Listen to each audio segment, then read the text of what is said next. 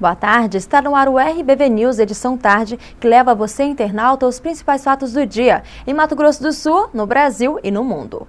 Morreu na Santa Casa de Campo Grande o jovem de 16 anos que levou um tiro na cabeça na noite de sábado, no bairro Serra Azul. Erivelton Iniesta Pereira da Silva estava internado na UTI do hospital. Ele chegou a realizar cirurgia, mas não resistiu e acabou falecendo na manhã de hoje. Um rapaz de 18 anos, suspeito do crime, já está detido. A polícia investiga o caso.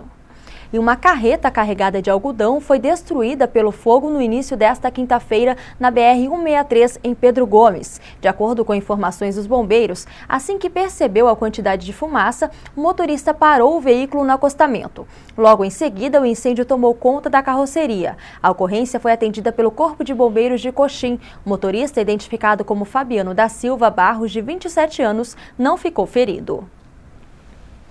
E durante o julgamento no Tribunal Regional Eleitoral de Mato Grosso do Sul, os juízes recusaram o pedido de impugnação da candidatura de Abraão Zacarias do PMDB à Prefeitura de Bela Vista. O Tribunal Regional Eleitoral de Mato Grosso do Sul foi movimentado na noite de ontem, onde reuniu juízes eleitorais para tomar a importante decisão sobre a legibilidade da candidatura de Abraão Zacarias do PMDB. Por maioria, rejeitou a preliminar de prescrição. Depois de muito debate, foi decidido que o pedido de impugnação da candidatura de Abraão Zacarias não se encaixa na lei de ficha limpa, como queria a promotoria de Bela Vista, e pediu a impugnação do candidato.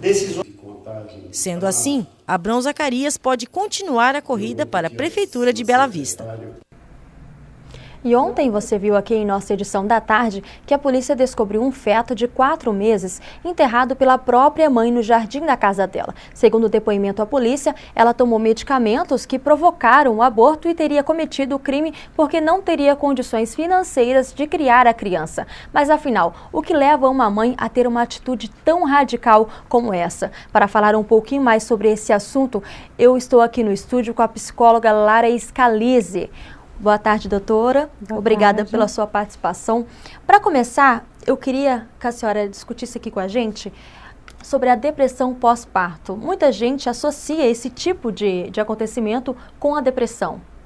Bom, é importante a gente entender de uma maneira bem simples o que seria depressão para o ser humano. Vamos imaginar que é um terreno onde, com o decorrer da vida, que você está caminhando durante esse terreno, existe, por conta de dificuldades da sua vida, crateras. E essas crateras são esse processo de depressão, é a altitude mais baixa do terreno que está em volta. E que você, de repente, por determinadas situações, se encontra nessa cratera. Como sair dela é a forma de como sair da depressão.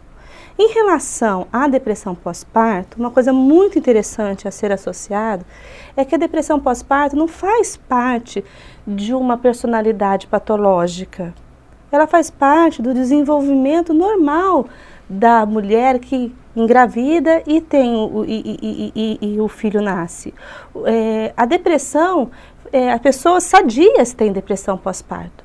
Por quê? Da mesma forma, no momento em que você está levando uma vida e diante do enfrentamento da chegada de um novo filho, onde você precisa articular novas saídas para organizar a vida financeiramente, organizar a vida conjugal, organizar a vida com outros filhos, de repente você se encontra nessa cratera. Algumas podem ter um pouco mais de dificuldade de sair disso, de buscar ajuda muitas vezes para sair dessa cratera. E isso dá a depressão pós-parto. A família tem que estar muito atenta porque muitas vezes a pessoa não consegue ferramentas sozinha para poder sair desse estágio. Então, em momentos em que você vê que a depressão está tendo um enfrentamento de sofrimento, está sendo prolongado, está causando na pessoa outros tipos de problemas, até mesmo fisiológicos, aí é o momento de se procurar um profissional. É errôneo pensar que simplesmente a depressão faz parte de uma personalidade patológica, até porque isso pode provocar vergonha das mulheres procurarem ajuda, como quem diz, eu não vou dizer que eu estou sentindo tudo isso, porque isso não é normal, né? Isso pode dizer que de repente eu estou enlouquecendo, ou eu estou adoecendo, e não, é algo extremamente natural pós o parto. Durante a depressão pós-parto, pode ser que a mãe tenha vontade de fazer algo mal para a criança, como o caso dessa mãe que nós noticiamos ontem? Sim, existe toda uma questão de colorido, né, dessa depressão pós-parto, dependendo de cada pessoa. Então, uma pessoa como dessa da notícia, tomar esse tipo de atitude pós-parto, envolvendo também as questões de depressão, é possível, até porque ela tem uma personalidade para isso. Você está entendendo? Porque senão já que é normal, todo mundo faria isso. Não acontece essa questão tão determinista, entendeu? Cada um vai enfrentar esse momento de cratera, que é a depressão pós-parto, por conta de todo um ajuste que você tem que ter da chegada desse novo filho, dependendo de cada um da sua história de vida, entendeu?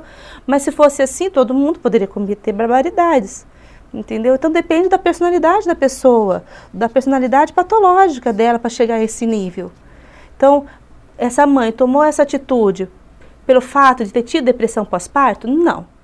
Ela teve depressão pós-parto, mas porque ela tinha uma personalidade para isso. Entendeu? Porque senão todo mundo cometeria esses tipos de saídas que são inadequadas para problemas que são normais. Doutora, existe algum tipo de sintomas, por exemplo, para o marido começar a observar a mãe, para a família perceber que aquela mãe está precisando de uma ajuda? Sim, a pessoa ela muda, a questão até mesmo de apetite, de ansiedade, né, de receio, ela verbaliza, ela pode muitas vezes verbalizar o medo da criança acontecer alguma coisa com a criança, o medo de não dar conta de cuidar daquela criança. Então, mas quando isso atrapalha o funcionamento, atrapalha o cuidar dessa criança, atrapalha os cuidados básicos que eu devo ter para essa criança, aí sim tem que se tomar uma ajuda. Então o pai tem que observar isso. Então observar atentamente se essa mãe está dando conta sozinha. E a família tem que apoiar. Porque senão também é muito difícil para a mãe sozinha dar conta de toda uma realidade que antes era de um jeito e agora é outra, né? Dar conta sozinha disso, ela precisa do apoio dos familiares, com certeza. Essa mãe, ela alegou a situação financeira pelo crime que ela cometeu. A senhora acha mesmo que a falta de dinheiro pode levar uma mãe a fazer isso? A ter a depressão pós-parto? Ou é alguém, não sei, não tem explicação para o que ela fez? Se a gente pensar assim, falta de dinheiro é uma coisa subjetiva, porque tanta gente tem e de repente você pode ter milhões, mas para você pode faltar, esses milhões não é o relativo do dinheiro que é para ela, você tá entendendo? Se for assim, as pessoas vão cometer situações e vão ser justificadas por essa forma? Não. Com certeza isso para essa mãe foi algo que deixou ela sem saídas, para ela especificamente, e ela tomou essa atitude, mas não por essa situação, porque ela não tinha ferramentas saudáveis para lidar de uma outra forma. Ou seja, com certeza ela tinha uma personalidade patológica para poder agir da maneira como ela agiu. Entendeu? Então, é isso que é importante associar. A depressão pós-parto é algo normal na chegada de uma criança. A mãe passa por essa depressão. É no momento em que ela está caminhando, existem essas crateras onde vai, de uma certa forma, fazer com que ela se reajuste novamente toda uma vida com a chegada dessa criança. E então isso é normal, esse reajuste, essa nova configuração, às vezes pode ser sentida com uma certa dificuldade. Agora, isso não é justificativa para se cometer um assassinato. Em relação ao tratamento, doutora, existe algum tipo ou varia? Tipo, cada mãe uma situação diferente? Existem mães que saem desse processo só com a ajuda da família. Existem mães que de repente saem disso com um trabalho de psicoterapia. Existem mães também que saem dessa dificuldade com a necessidade já de uma medicação. Então, existe níveis para essa depressão de acordo com o enfrentamento que cada um tem, de acordo com a sua personalidade. E que isso que é importante dizer. E, novamente, eu falo, desmistificar a ideia de que a depressão é algo, muitas vezes, anormal. Porque se a gente criar essa ideia de que é algo anormal, pode prejudicar que as mães procurem ajuda. E aí a gente pode, de repente, estar intensificando o problema, em vez de resolver o problema da melhor maneira possível. Então, é normal a depressão pós-parto, cada um vai enfrentar este momento de uma forma, a família tem que estar atenta, Muitas vezes a mãe consegue com a ajuda da família, outras vezes não, outras vezes elas precisam de profissionais até de repente chegar a medicações, mas é algo que as pessoas têm que estar atentas de que isso vai acontecer. Ok, eu conversei aqui no estúdio com a psicóloga Lara Scalise, que falou um pouquinho pra gente sobre depressão pós-parto. Obrigada pela sua participação aqui no nosso estúdio. Boa noite. Eu agradeço, obrigada. Bom, e no próximo bloco você confere os principais fatos do mundo. Nós voltamos já. Dificuldades para se comunicar? Não ouve bem os sons? Agora chegou a oportunidade. Ganhe qualidade de vida com as promoções do Centro Auditivo Grambel. São aparelhos auditivos com parcelas a partir de R$10 de 190. Temos telefones amplificados, aparelhos com frequência modulada para ouvir melhor a TV. Completa linha de modernos aparelhos digitais importados e assistência técnica para várias marcas. Fazemos teste domiciliar sem compromisso. Centro Auditivo Grambel. Atenção! Se você procura qualidade e tecnologia em alta definição, LEDs, mídia de alta definição, 3305-5040.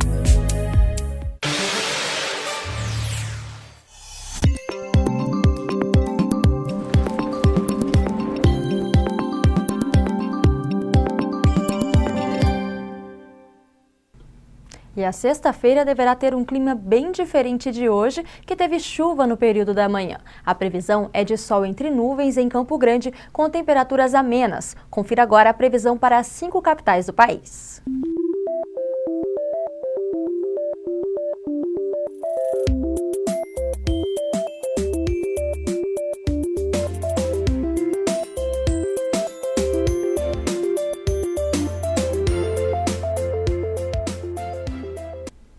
Em sessão dessa semana no Senado, os parlamentares comentaram a decisão do Tribunal Regional Federal de Brasília de suspender as obras da hidrelétrica de Belo Monte, no Pará.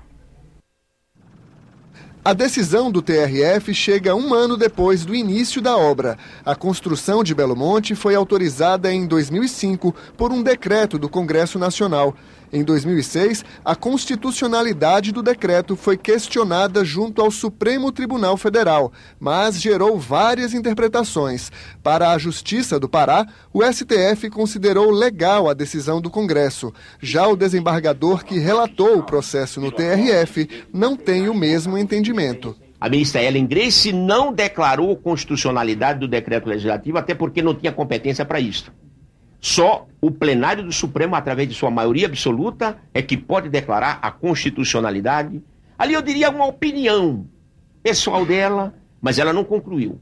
A Constituição Federal estabelece que o Congresso é obrigado a consultar as populações atingidas por obras para o aproveitamento de recursos hídricos, incluindo os potenciais energéticos. O Congresso errou aí, né? A consulta é prévia, tá certo? E o Congresso teria como colher subsídios através de um estudo prévio de impacto ambiental, né, que não foi feito póstumo. Esta líder indígena elogiou a decisão do TRF.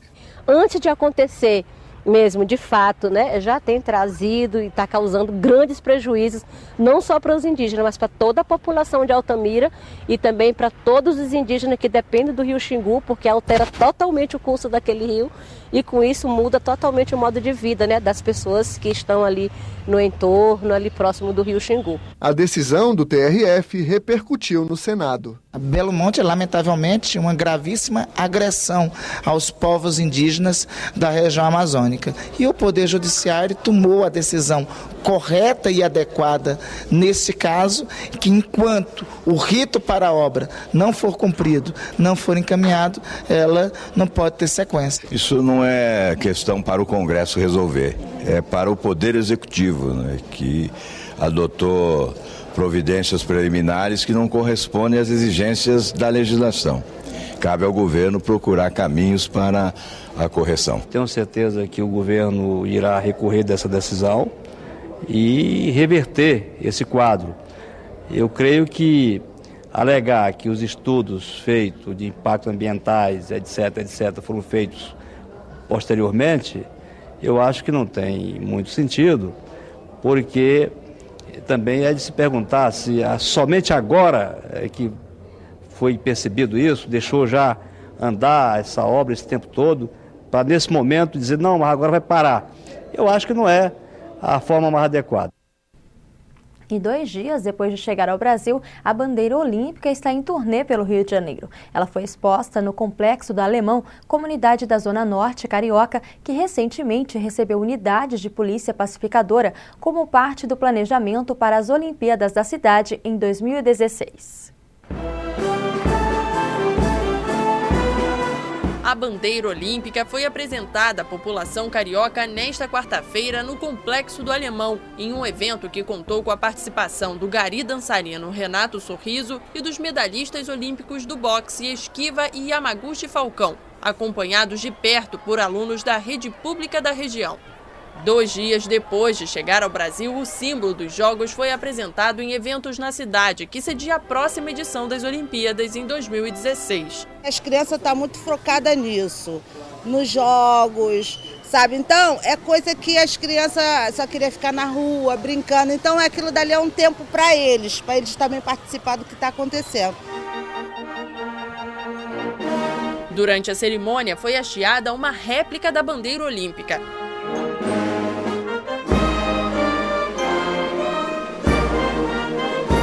O símbolo oficial foi exibido dentro de uma caixa, na qual veio de Londres. Vai ser uma coisa que vai ser expandida para todo lugar, todo mundo, né? Então vai ser muito bom, tanto para nós que moramos aqui, para o país, para uma maravilha. O Complexo do Alemão é uma das maiores favelas cariocas e passou pelo processo de pacificação como parte do planejamento da cidade para as Olimpíadas. E o campograndense respirou aliviado hoje com a chuva que caiu na capital, logo pela manhã. Apesar do sol ter aparecido no período da tarde, a umidade relativa do ar subiu e a população agradeceu. Finalmente, a chuva chegou à capital. A mudança no tempo foi de última hora devido a uma combinação da umidade vinda da Bolívia com altas temperaturas. E a umidade relativa do ar começou com 55%. E se a chuva continuar durante o dia, deve chegar aos 90%.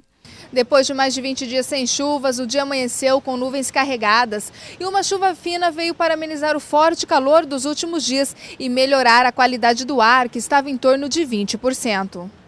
E esta chuva rápida trouxe alívio para as pessoas. Melhorou para respirar, né, que estava muito seco antes. Acho que melhorou, sim. Melhorou bem. Ficou bom. Refrescou mais, né? Tava muita poeira.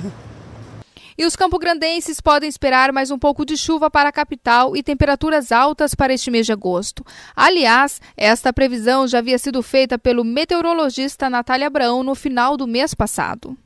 Inicialmente, os nossos modelos eles são direcionados para 2 componentes, índices pluviométricos e temperatura.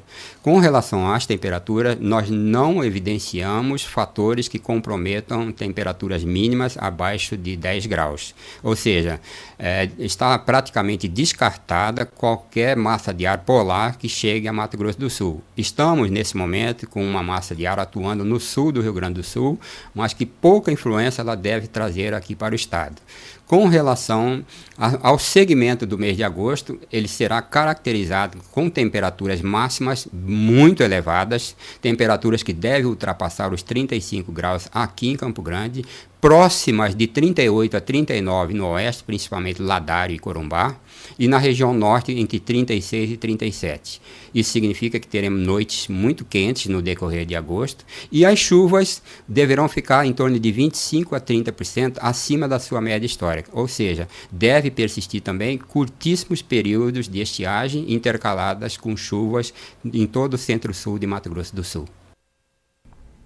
E policiais federais em greve realizaram uma operação no Aeroporto Internacional de Campo Grande que acabou dificultando o embarque e desembarque dos passageiros.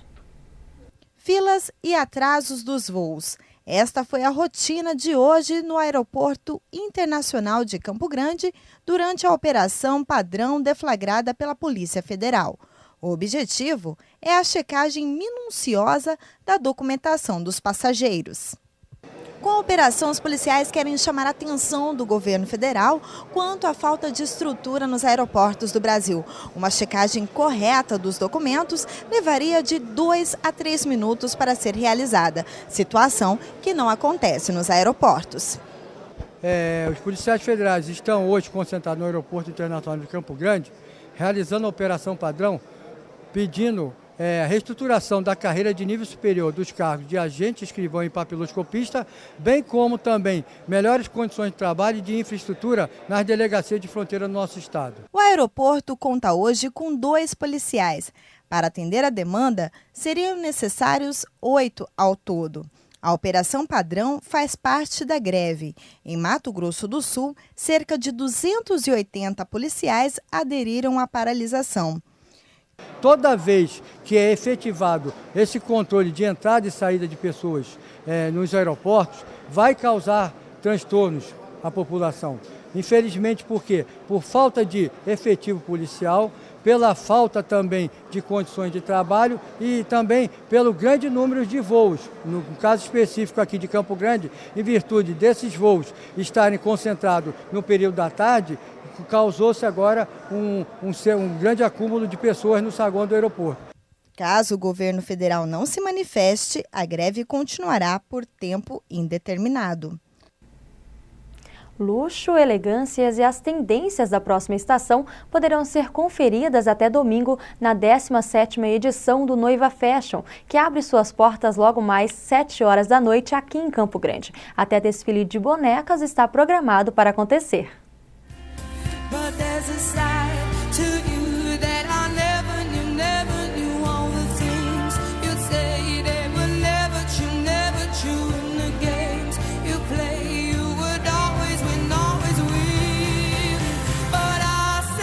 Essa é uma pitadinha do que vai acontecer nos 4 dias de evento. Com desfiles diários, o maior e tradicional evento de noivas do estado reúne, a partir de hoje, 40 expositores com o que há de melhor para a data tão esperada. E cada fornecedor vai oferecer para o cliente que vai vir aqui, cada um com as suas peculiaridades e personalizando a tua festa. Tradicional em Campo Grande, o Noiva Fashion já atraiu cerca de 50 mil pessoas nos seus 17 anos de evento. Além dos expositores, os noivos podem acompanhar de perto apresentações de danças e dicas de etiqueta. Este é o momento mais aguardado pelas noivas, os desfiles. Aqui serão mostradas as principais tendências do momento.